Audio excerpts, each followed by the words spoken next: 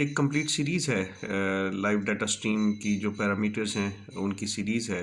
हम तकरीबन 10 से 15 पैरामीटर्स हैं जिनके ऊपर डिस्कस करेंगे। ऑटोमोटिव डायग्नोस्टिक के अंदर लाइव डाटा स्ट्रीम की बहुत ज़्यादा इंपॉर्टेंस है, जो कि ओवरलुक की जाती है पाकिस्तान के अंदर, और जितने भी जनूबी एशिया के ममालिक हैं उनके अंदर पाकिस्तान है, इंडिया है, बांग्लादेश है। कोई नहीं, मैं वैसे ही उसके लिए कर रहा हूँ ट्रायल बेसिस के ऊपर। तो उसको इसमें इसको ओवरलुक किया जाता है। बहुत कम तादाद है ऐसे इलेक्ट्रिशियंस की जो इसको थोड़ा सा समझते हैं, किसी हद तक वो यूज़ भी करते हैं। हाउएवर कोई गाड़ी आती है किसी भी ट्रबल के ऊपर, तो प्राइमरीली जो स्कैन डाटा है उसके ऊपर सिर्फ़ और सिर्फ जो ओबीडी का डायग्नोस्टिक फंक्शन है जिसमें कोड्स को डिटेक्ट किया जाता है और क्लियर किया जाता है, उसको इस्तेमाल किया जाता है। हाउएवर उस कोड के अंदर जो डायग्नोस्टिक्स हैं उनको इन लाइव डाटा स्ट्रीम से काफ़ी हद तक फोकस किया जा सकता है, उनको नैरो डाउन किया जा सकता है, उनको ट्रबल शूट करके विद इन उसी स्कैनर के अंदर बैठे हुए एनालिसिस करते हुए आप बगैर किसी चीज़ को खोले आप इन डाटा स्ट्रीम जो आ रही हैं उनके एनालिसिस करके आप पिन पॉइंट पहुंच सकते हैं किसी हद तक अपने ट्रबल की तरफ के आया कि ये सर्किट का इशू है, या ये मैकेनिकल मेल फंक्शन है, या ये एक सेंसर का इशू है। तो इसके अलावा ना सिर्फ डायग्नोस्टिक्स के अंदर बल्कि एक गाड़ी की ऑप्टिमाइजेशन के अंदर ये डाटा स्ट्रीम्स बहुत ज़्यादा इम्पोर्टेंस हासिल रखती हैं। उनको देखते हुए आप इमेजिन कर सकते हैं, आप एनालाइज कर सकते हैं कि गाड़ी किस तरीके से चल रही है, गाड़ी का इंजन की परफॉर्मेंस क्या है और उसके अंदर कोई इश्यूज़ तो नहीं है। जो एक कॉमन ड्राइवर है उसकी फीलिंग सिर्फ ये कि चलती का नाम गाड़ी है। तो उसके लिए गाड़ी का चलना स्मूथली चलना, टाइम पे जब वो स्टार्ट करना चाहता है स्टार्ट हो जाना, जब वो एक्सेलरेट करना चाहता है एक्सेलरेट हो जाना। सो मच सो अगर वो अंडर पावर भी है गाड़ी तो एक सिग्निफिकेंट हद तक जब तक गाड़ी अंडर पावर नहीं होती तो उसको महसूस नहीं होता कि गाड़ी अंडर पावर चल रही है। और फ्यूल कंजम्पशन अभी नई गाड़ियों के अंदर तो फिर भी एक फ्यूल एवरेज की का डिस्प्ले अवेलेबल है, जिसकी वजह से किसी हद तक हमारा जो कस्टमर है, हमारा जो ड्राइवर है, जो एक कॉमन ड्राइवर है, एक कॉमन यूज़र है, उसको थोड़ा सा अंदाज़ा होता है और उसका कंसर्न होता है कि जी पहले जब मैंने गाड़ी ली थी, जब मैंने वो की थी उस वक्त इसकी एवरेज इतनी आती थी और अभी अभी कम आती है, तो किसी हद तक उसको, लेकिन ये प्रोसेस जो एवरेज कम होने का इतना ग्रेजुअल है कि वो इवेंचुअली ही फॉरगेट्स कि उसने स्टार्ट कहाँ से किया था, जब स्टार्ट में गाड़ी ली थी उसकी एवरेज क्या थी और प्रेजेंटली क्या है। तो ये डाटा स्ट्रीम एनालिसिस आपको बहुत ज़्यादा हेल्प करते हैं गाड़ी की कंडीशन को असेस करने के लिए।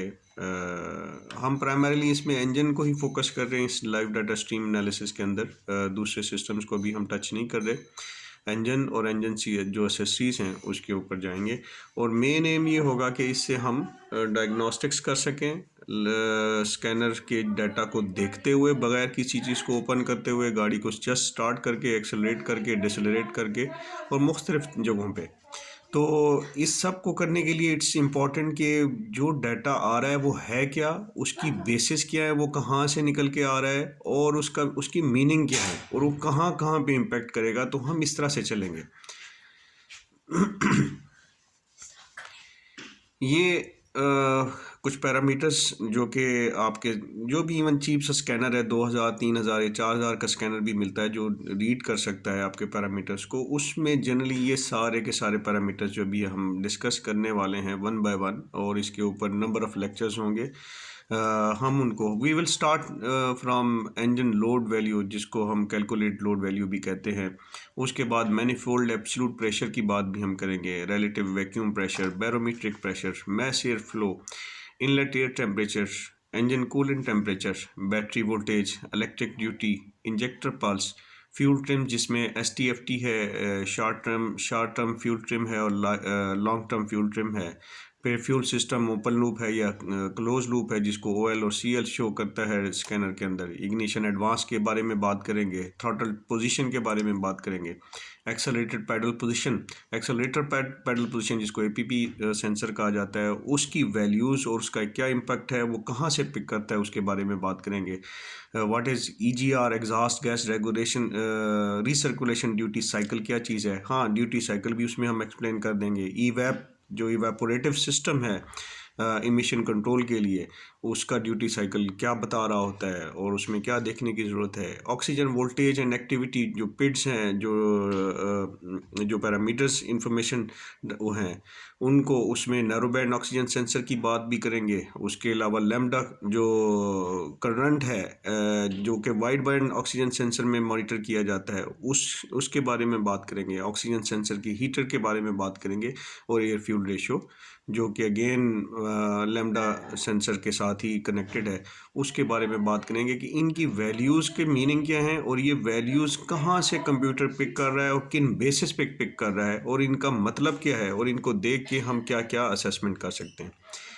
जो हम आगे कोर्सेस इनको वन बाय वन डिस्कस करेंगे। जस्ट मैं आपको एक ग्लांस देना चाहता हूँ कि उसका सीक्वेंस किस तरह का होगा। हर पैरामीटर के ऊपर हम डिफाइन करेंगे ये पैरामीटर है क्या चीज़, इसकी जो एक्सेप्टेबल वैल्यू होनी चाहिए एक स्कैनर के ऊपर वो क्या रेंज होनी चाहिए।